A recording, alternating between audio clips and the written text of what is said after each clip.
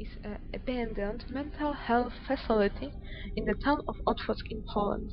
The history of the old Jewish sanatorium starts at the beginning of the 20th century. Back then, the treatment of mental disorders in this sort of institution was not popular. In 1906 was formed the Society for the Poor Jews with Nervous and Mental Illnesses. The sanatorium's director was Stefan Miller.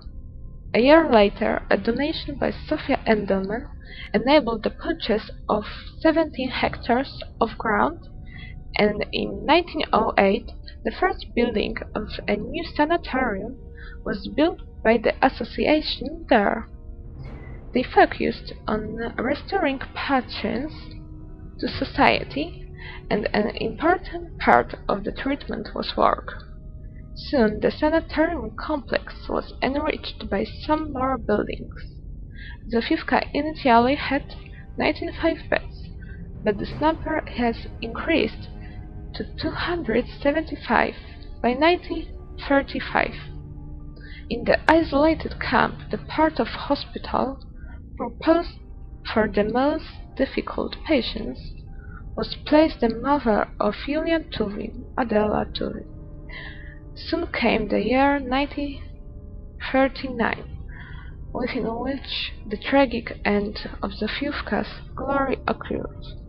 During the occupation, the asylum was within the so-called medical zone, formed in late 1940 by the Germans in Jewish quarter.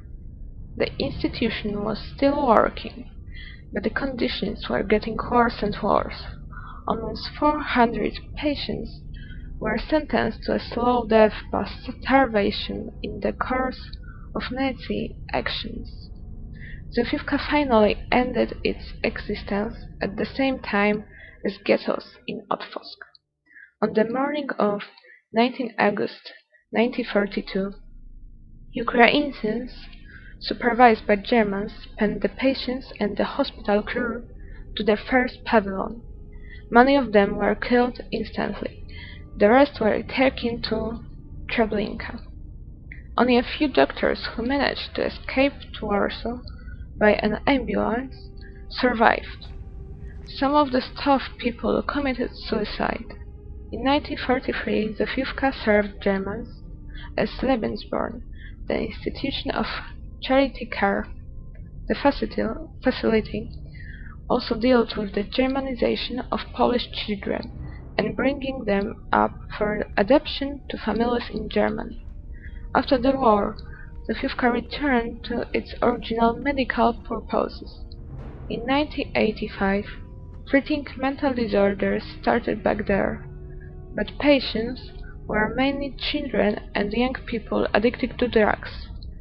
This carried on until mid-90s, when the decision to finally close it was made. Now the buildings are getting more and more devastated by vandals and weather conditions.